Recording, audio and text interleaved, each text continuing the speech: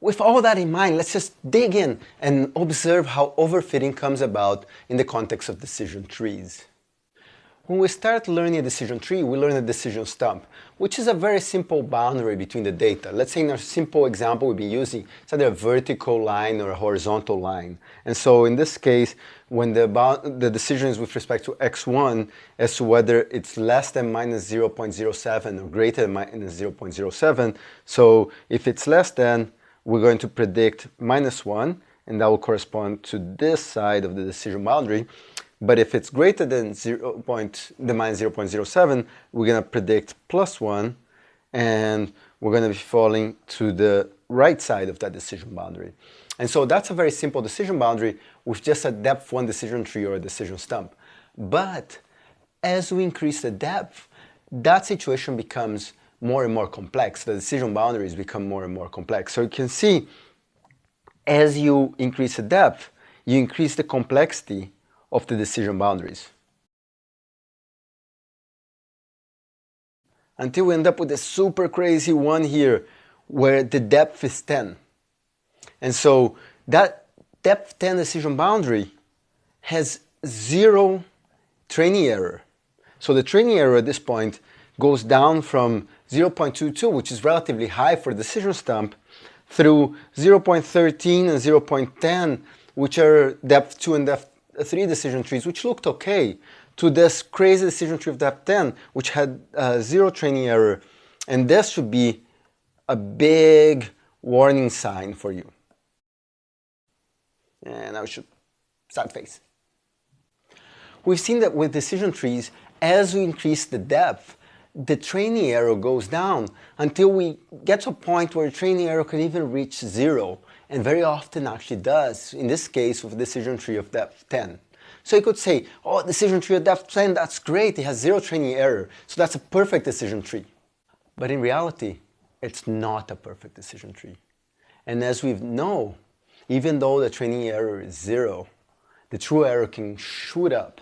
And so this can be a really highly overfitting decision tree.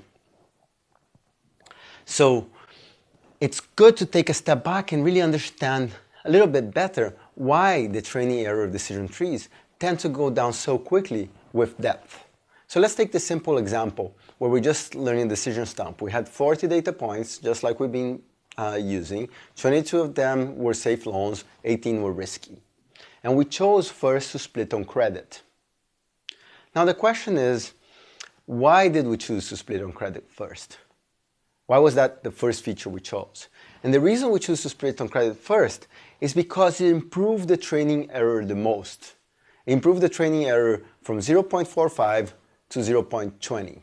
So that was a good first split to make.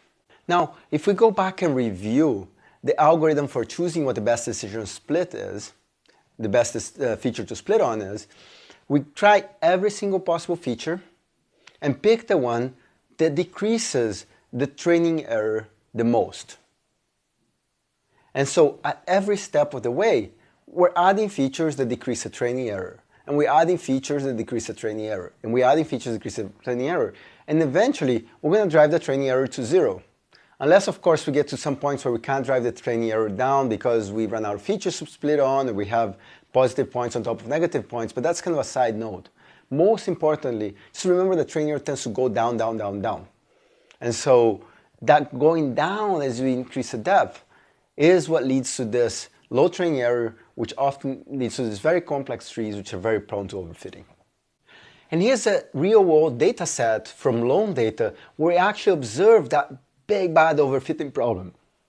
So if we take the depth of the tree and we push it all the way to depth 18, we'll see that the training error has gone down a lot. And it's the blue line, which gets you down to about 8% training error, which is extremely low. However, if you look at the validation set error, man, that was not so good. Maybe that's around 39%. And so there's a big gap between the two, which we will characterize as a form of overfitting.